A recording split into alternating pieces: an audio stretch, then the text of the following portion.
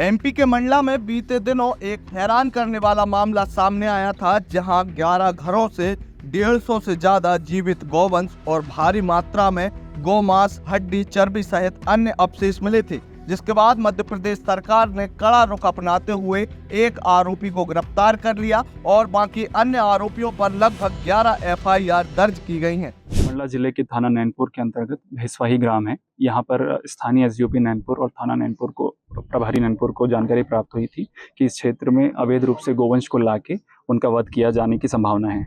उसी टीप के आधार पर टीम यहाँ पर कल आई और जब उन्होंने यहाँ पे चेक किया तो ऐसे 11 घर मिले जहाँ पर कि गोवंश के अवशेष प्राप्त हुए हैं। उन सभी को जब्त किया गया है और वो 11 ही गृह स्वामियों के विरुद्ध इसमें एफआईआर दर्ज की गई है। अभी वर्तमान में एक व्यक्ति गिरफ्त में आया है और पुलिस की जब दबिश हुई थी उसमें अंधेरे का फायदा उठा के बाकी अन्य आरोपी फरार हो गए। इसके बाद मध्य प्रदेश सरकार ने न केवल एफआईआर की बल्कि उक्त आरोपियों के अवैध अतिक्रमण पर बुलडोजर चलाया। लेकिन अब इस बुलडोजर का असर मध्य प्रदेश से निकलकर हैदराबाद तक दिखाई दे रहा है। इस मामले में अब एआईएमआईएम के हैदराबाद के सांसद ओवैसी का एक ट्वीट सामने आया है। जो ओवैसी स्वघोषित मुस्लिमों के हित रक्षक माने जाते हैं, वे ओवैसी अब कहीं न कहीं सीधे तौर पर गोवंश की हत्या करने वाले इन मुस्लिम आरोपियों के समर्थन में भी खड़े हुए दिखाई दे रहे हैं। मंडला में हुई इस कार्रवाई के बाद ओवैसी ने सोशल मीडिया हैंडल एक्स पर लिखा, 2015 में अखलाक के फ्रिज में रखे गोश्त को भी बताकर एक हुजूम ने घर में घुसकर उन्हें मार दिया था। न जाने कितने मुसलमानों पर तस्करी और चोरी का झूठा इल्जाम लगाकर कत्ल कर दिया गया। जो काम पहले भीड़ करती थी वो काम अब सरकार कर रही है। मध्य प्रदेश सरकार ने कुछ मुसलमानों पर इल्जाम लगाया कि उनके फ्रिज में बीफ था और 11 घरों पर बुलडोजर चला दिया। नाइंसाफी का सिलसिला थमता नहीं। चुनाव नतीजों से पहले और बाद में भी मुसलमानों के ही घर तोड़े जाते हैं। कत्ल मुसलमानों के ही होते हैं। जिन्हें झोली भर भर के मुसलमानों का वोट मिलता है वो क्यों चुप है?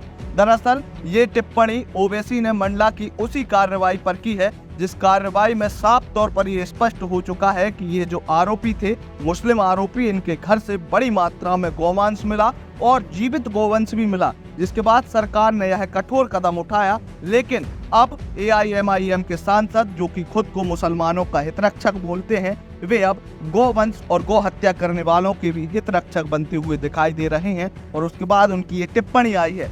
ओवैसी के इस ट्वीट के बाद जहां एक तरफ राजनीति गर्मा गई है तो वहीं दूसरी तरफ भारतीय जनता पार्टी के प्रवक्ता ने भी कड़ी टिप्पणी देकर अपनी प्रतिक्रिया जाहिर की है। देखिए, भारत के संविधान का अनुच्छेद 48 कहता है कि सरकार का कर्तव्य है कि किसी भी रूप में गौवंश का वध होने से रोकने का प्रयत्न करे। स्वाभाविक तौर पर जहां पर भी इस प्रकार से अवैध रूप से गौवंश की तस्करी करने का पाप लोग कर रहे हैं, उनके ऊपर त्वरित कार्रवाई करने का काम सरकार ने अनेक अवसरों पर किया है, आगे भी करती रहेगी। इसमें ओवैसी और कांग्रेस पार्टी जैसे लोग अपनी मानसिकता को प्रदर्शित कर रहे हैं। वह उन लोगों के समर्थन में खड़े हैं जो आज गौवंश की तस्करी करते हैं, अवैध रूप से उनको मारते हैं। हमने देखा कि किस प्रकार से 150 से ज्यादा जिंदा गाय भी मंडला में बरामद की गई है। पूरी तरीके से स्पष्ट करता है कि एक पूरा गिरोह है जो पूरे तरीके से इस प्रकार की गतिविधियों को संचालित करता है।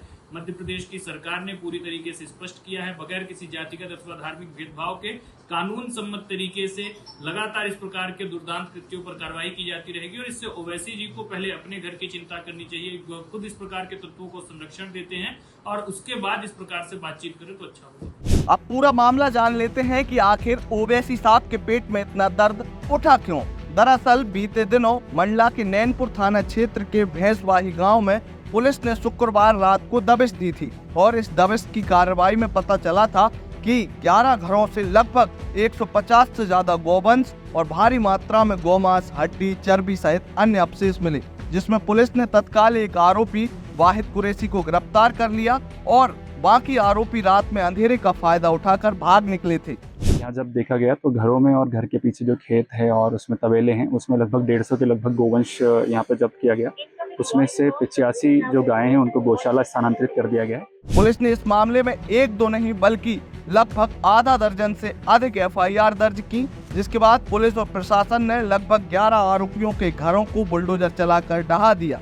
और इस मामले के बाद मध्य प्रदेश सरकार के मुख्यमंत्री मोहन यादव का भी एक ट्वीट सामने आया। वे ये कहते दिखे कि गौवंश पर अत्याचार के जघन्य कृत्य को किसी कीमत पर बर्दाश्त नहीं किया जाएगा।